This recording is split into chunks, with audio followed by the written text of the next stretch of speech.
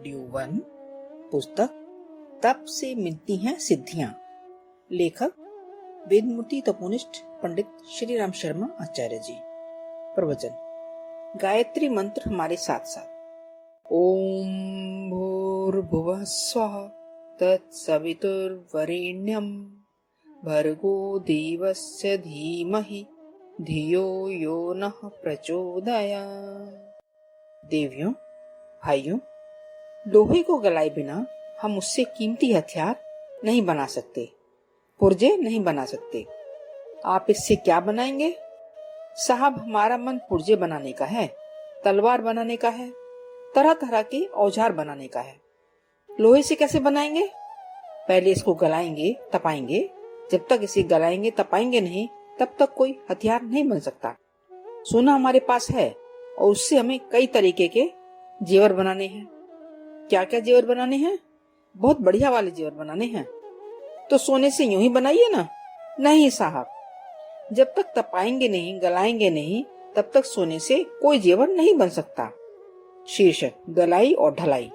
मित्रों, ठीक इसी तरह इंसान को गलाए बिना, तपाए बिना कोई कीमती नस्ल नहीं बन सकती। बहादुर महापुरुषों के इतिहास जब हम पढ़ने लगते हैं तो हमको यह बात पता चलती है कि इनमें से हर एक को तपना पड़ा है, गलना पड़ा है और ढलना पड़ा है, गर्म होना पड़ा है। आप क्या चाहते हैं? साहब, हम तो चैन की जिंदगी जीना चाहते हैं और खुशहाली की जिंदगी जीना चाहते हैं, मौज करना चाहते हैं, मजे उड़ाना चाहते हैं। और क्या करना चाहते हैं आप? और हम आध्यात्मिकता के मार्ग पर चलना चाहते हैं।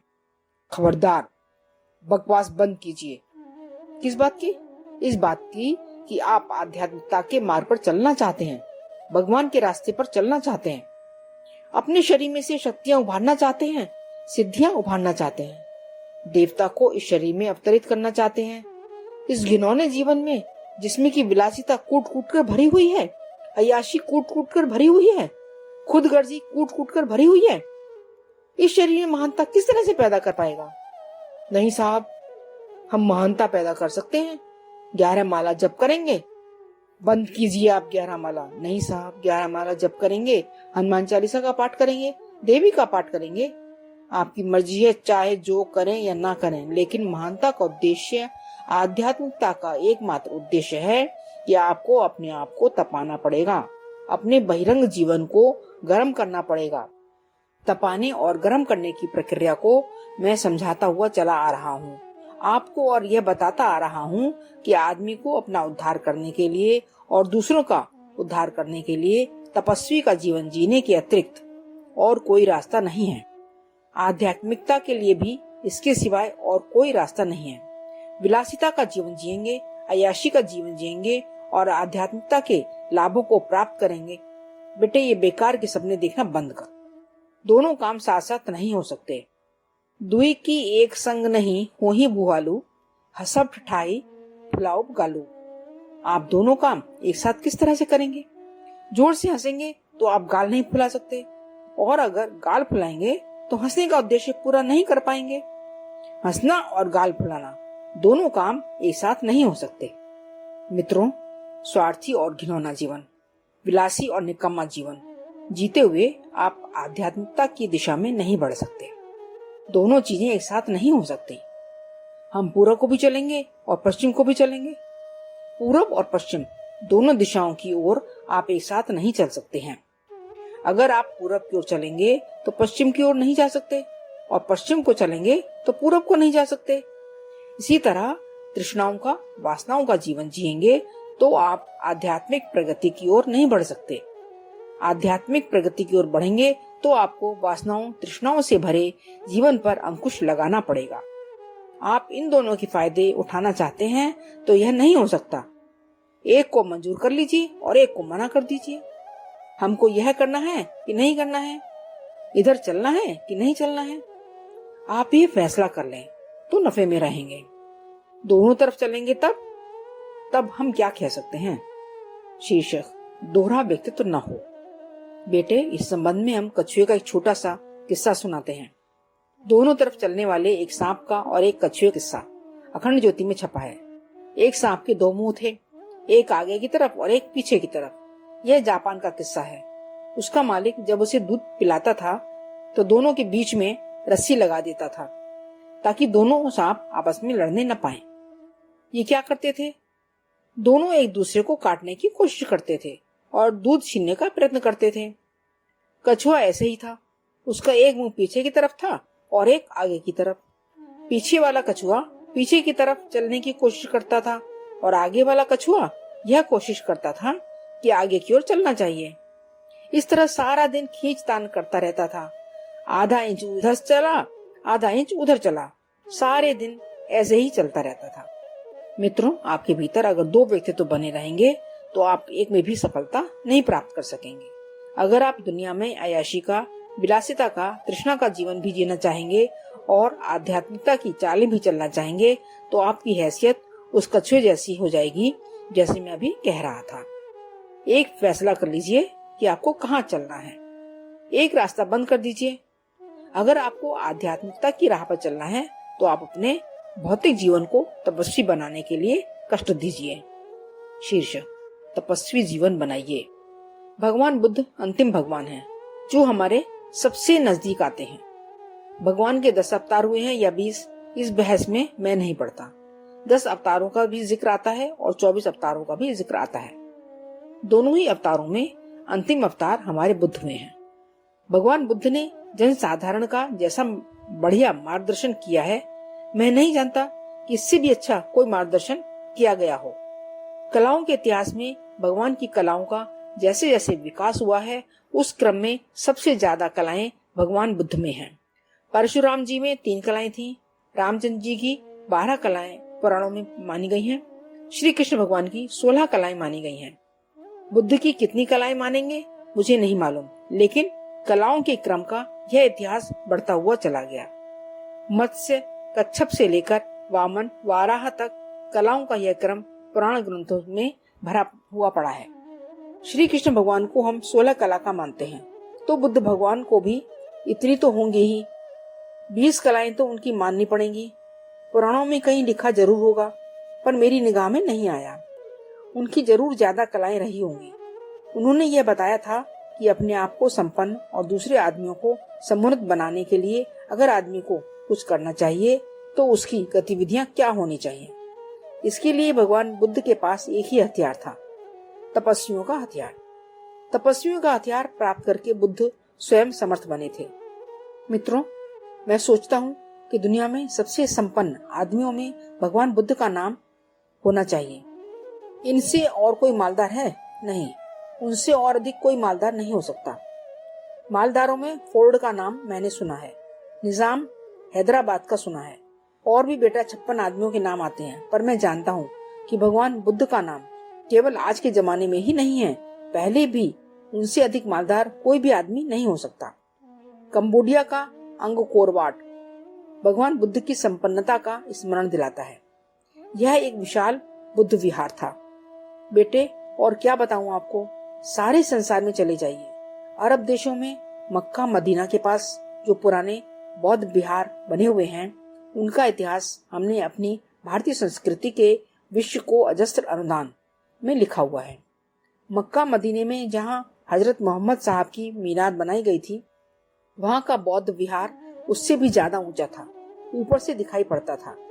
अतः हुक्म दिया गया कि इसको तोड़ा जाए, गिराया जाए और यहाँ के विहार बंद किए जाएं। सारे के सारे मुस्लिम देशों में और सारे के सारे अरब देशों में बुद्ध विहार फैले हुए पड़े थे। शीर्षक: क्रांति का मूल तप। भगवान बुद्ध ने अपने समय में समय के प्रवाह को बदलने के लिए प्रयत्न किया था। यह प्रयत्न उन्होंने किसके माध्यम से किया था? प्रचारकों के द्वारा।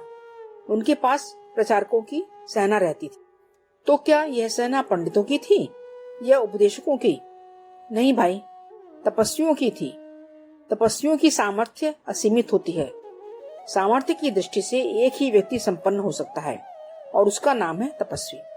लेकिन संसार की दृष्टि में वही व्यक्ति बलवान हो सकता है जिसके हाथ में या तो पैसा हो अथवा बंदूक। चीनी नेता माओ कहते थे, क्रांति या ताकत बंदूक की नली में से निकलती है। माओ की बात भी ठीक हो सकती है। क्या पता ताकत बंदूक की नली से निकलती होगी। लेकिन जिसको हम आध्यात्मिक ताकत कहते हैं, उस आध्यात्मिकता की शक्ति को यदि आप स्वीकार करते हो तो मैं यह कहता हूँ कि यह ताकत एक ही जगह से निकलती है और उसका नाम है तपश्चर्या। तपश्चर्या के अलावा वह कहीं से नहीं निकलती है और न निकल सकती है। गुरुजी, और ये भजन पूजन? बेटे, ये तो उसके श्रृंगार हैं। जिस तरह बंदूक की, तलवार की नोक तरह तरह की होती है, म्यान तरह तरह की होती हैं। कोई मखमल की म्यान होती है, कोई मूठ किसी चीज की बनी होती है, कोई सोने की बनी होती है, किसी में हीरे के नग जड़े हुए होते हैं। तरह तरह के श्रृंगार होते हैं और उनके अनुसार तलवार की कीमत ज्यादा हो जाती है। हम जानते हैं कि किसी जमाने में बादशाह की तलवारें बहुत अच्छी और कीमती होती थीं। ये श्रृंगार के कारण थी। इसी तरह मंत्र आपके श्रृंगार हैं, जप आपके श्रृंगार हैं, पूजा आपके श्रृंगार हैं, शक्ति के स्रोत नहीं हैं। अगर ये शक्ति के स्रोत रहे होते तो पंडितों के पास तो अब तक कब की ताकत आ गई होती। पंडित तो सारे देवी देवताओं का पाठ करना जानते हैं, आप नहीं जानते। आपको देवी का, चंडी का पाठ करना नहीं आता, परंतु पंडित जी को आता है। पंडित जी श्लोक बोलना ठीक से जानते हैं, आपको नहीं आता। अगर इसके साथ तब भी जुड़ा हुआ होता तो अब तक पंडित अमीर हो गए होते, करोड़पति हो गए होते, दुनिया के मालिक हो गए होते, अगर इनके कर्मकांडों में ताकत रही होती।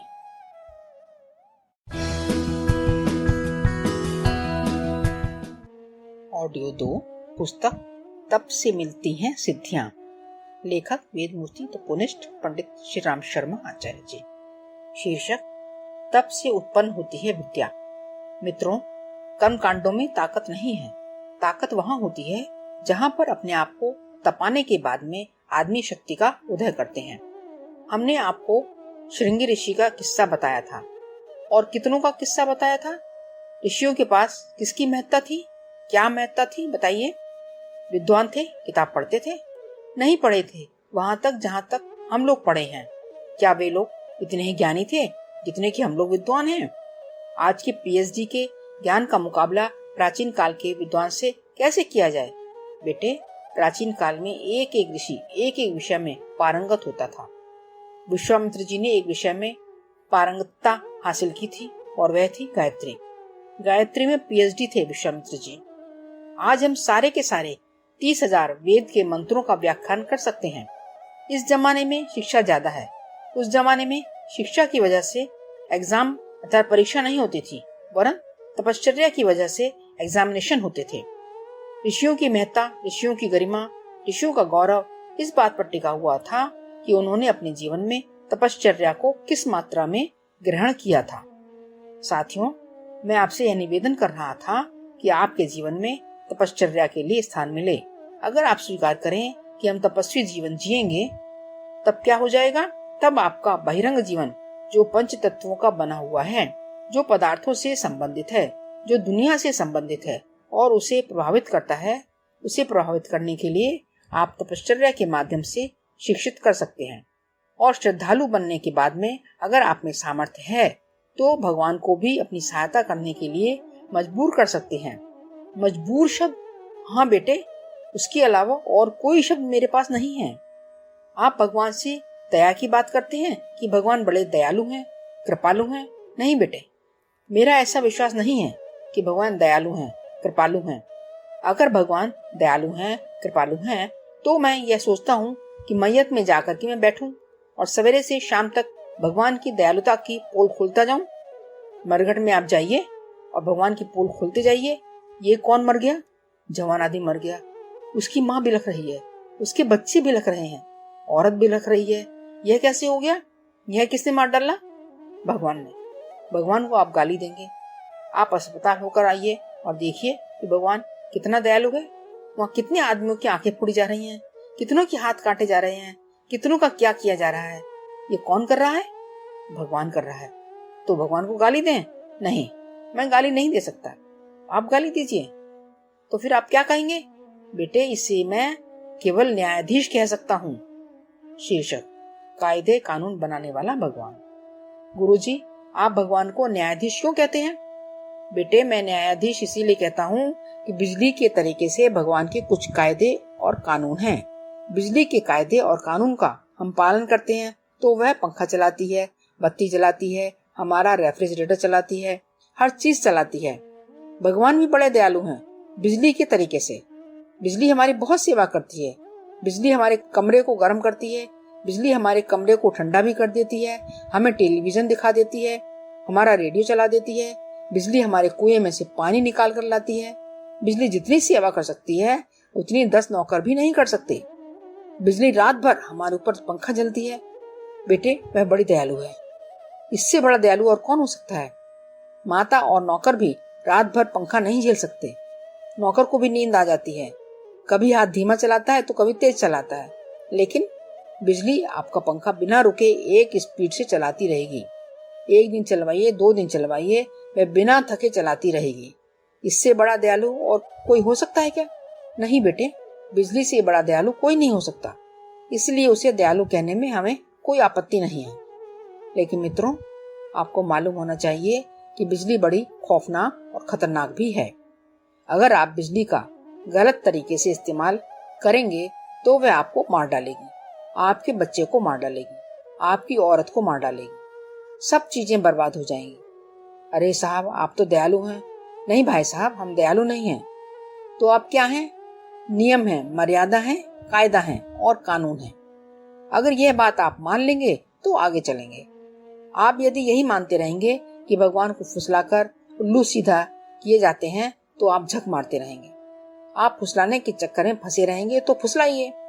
अच्छा, आप भगवान को फुसलाकर क्या करेंगे? अपना उल्लू सीधा करेंगे। उल्लू सीधा करना किसे कहते हैं? जो हमारी उचित और अनुचित मांगों को पूरा कर दे, जो हम मांगे वह लाकर दे दे, वह उल्लू है। बेटे, ये विचार आप मन से निकाल दें।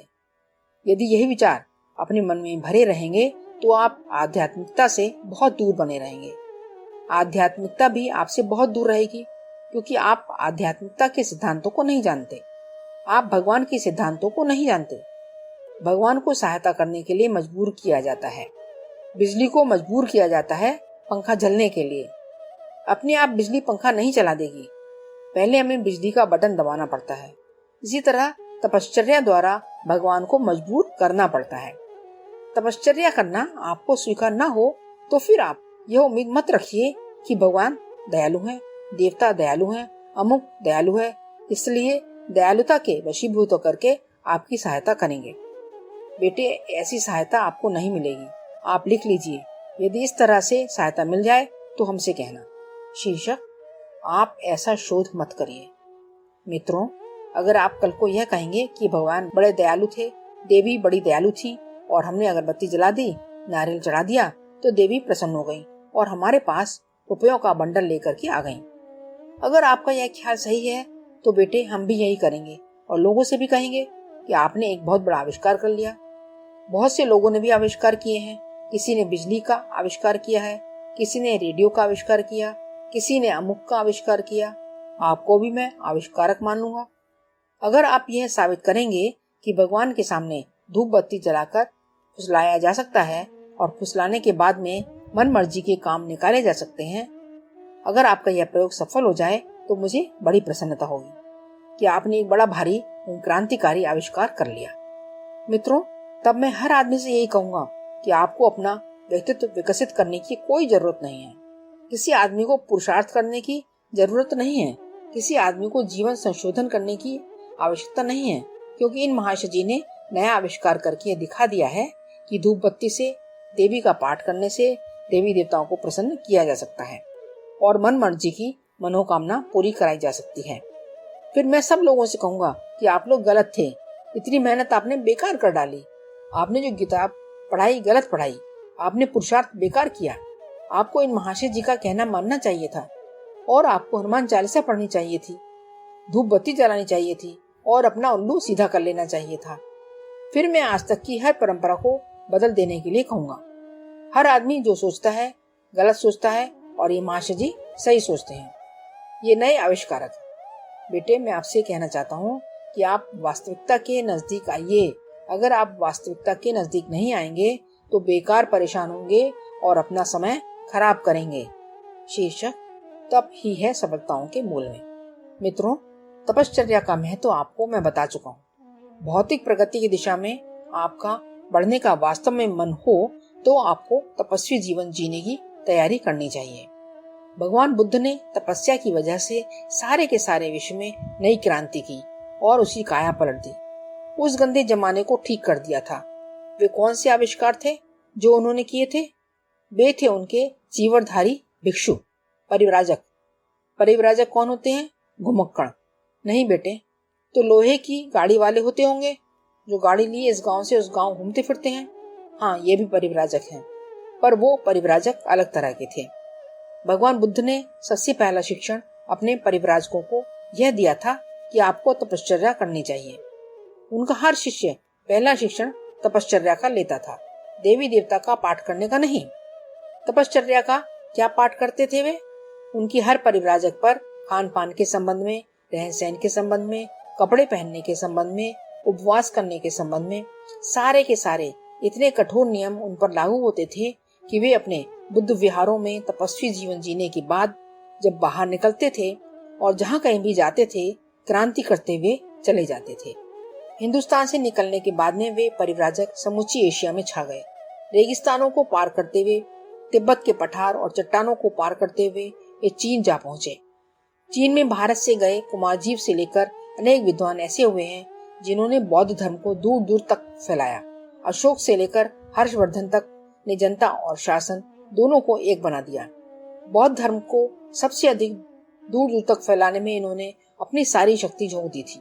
असल में आपको बौद्ध देश देखना हो तो आपको पहले के चाइना में जाना होगा। अब तो वहाँ कम्युनिज्म आ गया है, पहले वहाँ असली बौद्ध थे।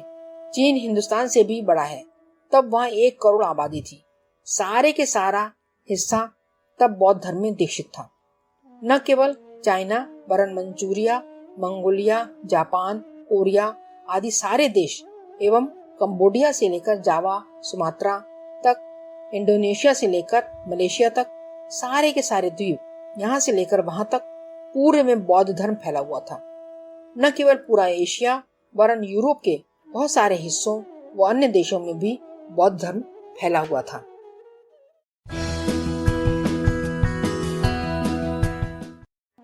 ऑडियो 3 पुस्तक तप से मिलती हैं सिद्धियां। लेखक वेदमूर्ति तपोनिष्ठ पंडित श्री राम शर्मा आचार्य जी। शीर्षक अक्षुण्ण कीर्ति मिलती है तपस्वी को। मित्रों, यह क्या बात थी? यह थी कीर्ति, जो व्यक्तित्व की चमक से पैदा होती है। यह धर्म प्रचारकों का व्यक्तित्व ही है, जिन्होंने अपनी गरिमा को बढ़ाने के साथ साथ में अपने धर्म अर्थात जिस मिशन को लेकर वे चले थे उसे जादू के तरीके से और तूफान के तरीके से, आग के तरीके से आगे बढ़ाते चले गए। सफलता उनके चरण चूमती चली गई। सफलता उनके ही चरण चूमती है जो तपश्चर्या के सिद्धांत पर विश्वास करते हैं। जो तपश्चर्या के सिद्धांत पर विश्वास नहीं करते, जिनको अपनी जवान पर काबू नहीं है, खाने पर काबू नहीं है, इंद्रियों पर काबू नहीं है, लोभ पर काबू नहीं है, मोह पर काबू नहीं है और ऊपर से कहते हैं कि हमको भगवान के दर्शन करा दीजिए, अमुक सिद्धि दिलवा दीजिए, वे परले सिरे के धूर्त हैं। जो हराम का पाना चाहते हैं, सफलता ऐसे आदमियों से बहुत दूर भागती है। मित्रों, क्या करना पड़ेगा? हमको अपना जीवन तपस्वी जीवन में ढालने के लिए तैयार करना होगा। यह कठिन चीज है, अतः ज्यादा कीमत चाहिए। यह न तो सस्ती चीज है और न सस्ते में मिल सकती है। इसके परिणाम बड़े मूल्यवान हैं। इसलिए मूल्यवान वस्तुओं का मूल्य चुकाने के लिए तैयार हो जाइए। आपके बचपन से मैं आपको यह सिखाता चला आया हूँ कि ब्रह्म वर्चस्व का सिद्धांत क्या है। ब्रह्म वर्चस्व अर्थात ब्रह्म तेजस आप प्राप्त करना चाहते हैं तो आप तपस्वी बनिए, तैयारी कीजिए। धीरे धीरे जैसे जैसे ब्रह्म वर्चस्व आपको बर्दाश्त होता जाएगा, वैसे वैसे आपको अधिक तपस्वी बनाने के लिए हम प्रयत्न करेंगे। आपको हमने आरंभ से कराया है और आगे भी कराएंगे। क्या कराएंगे? दधीची की हड्डियों में से जैसे आग निकलती थी, बिजली निकलती थी, वैसे ही आपकी आंखों में से आग, आंखों में से बिजली, आपकी वाणी में से बिजली, आपके चेहरे में से बिजली निकालेंगे। आपको तपा तपा कर चलता फिरता बिजली घर बनाएंगे। तपाने से बन सकती है? हाँ बेटे, बन सकती है। आपको तपस्वी जीवन की शिक्षा दी जाएगी। शीर्षक चिंतन का परिष्कार है योग। योग किसे कहते हैं? बेटे, हमारा चिंतन, हमारी विचारणा, इसको परिष्कृत करना और हमारा क्रिया पक्ष, इसका परिशोधन करना, इसका नाम योग है। चिंतन, चरित्र और व्यवहार को परिशोधित करने का नाम योग है। ये सारी की सारी क्रियाएं हमारी विचारणा से संबंधित हैं। आपके लिए कोई योग शब्द का इस्तेमाल करे तो आप समझना कि इसका सारे के सारा दबाव, सारे के सारा शिक्षण, सारी की सारी गतिविधियां केवल हमारे चिंतन को परिष्कृत करने तक शायद सीमित हैं, अंतरंग को परिष्कृत करने तक सीमित हैं। योग में क्या आता है? ध्यान आता है। ध्यान की असंख्य प्रक्रियाएं आती हैं। ध्यान की असंख्य प्रक्रियाओं में से प्रत्येक को हम कर्मयोग कह सकते हैं। आपने राजयोग का नाम सुना होगा। राजयोग के 4 हिस्से शरीर से संबंधित हैं। ये हैं यम, नियम, आसन और प्राणायाम। ये 4 शरीर की तपश्चर्या से संबंधित हैं कि शरीर को कैसे स्वस्थ रखना चाहिए, प्राणवायु को हमें कैसे ठीक रखना चाहिए, आहार और विहार के नियमों का हमको कैसे पालन करना चाहिए। ये 4 पक्ष तपश्चर्या के हैं। इसको हम तप कह सकते हैं। योग के अन्य 4 पक्ष कौन से हैं? प्रत्याहार, धारणा, ध्यान और समाधि। बेटे, ये हमारे चिंतन के ऊपर निर्भर हैं।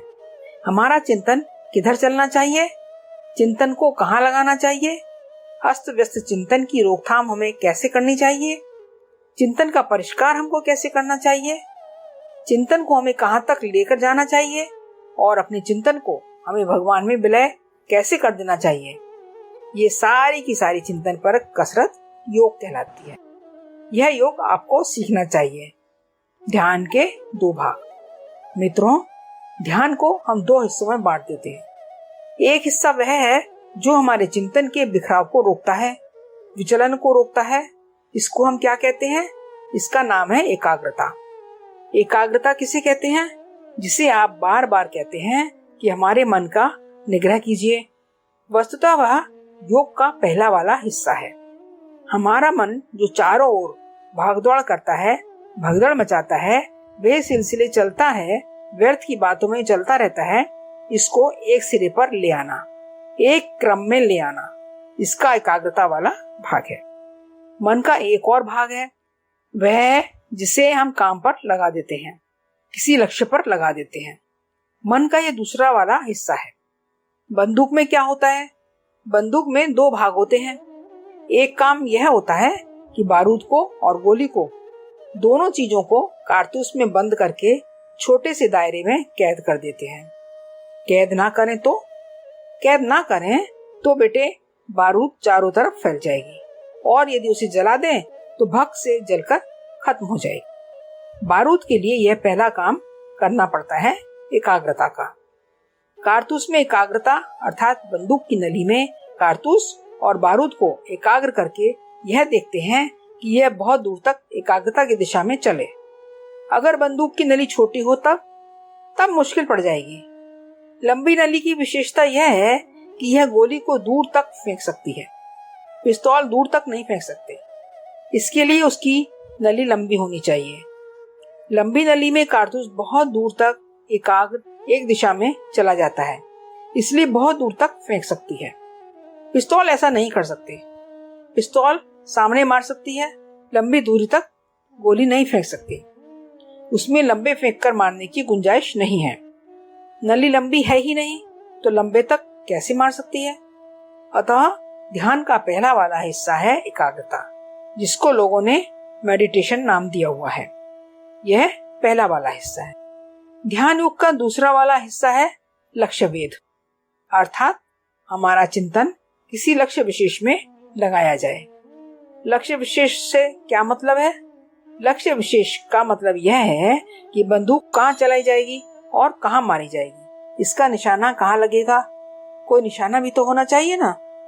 नहीं साहब, निशाने की क्या आवश्यकता, हम तो यूं ही हवा चलाएंगे तो निशाना नहीं लगाएगा, हवा में बारूद बेकार कटता रहेगा। मित्रों, जब कहीं निशाना लगाते हैं तब उसको कहते हैं लक्ष्य।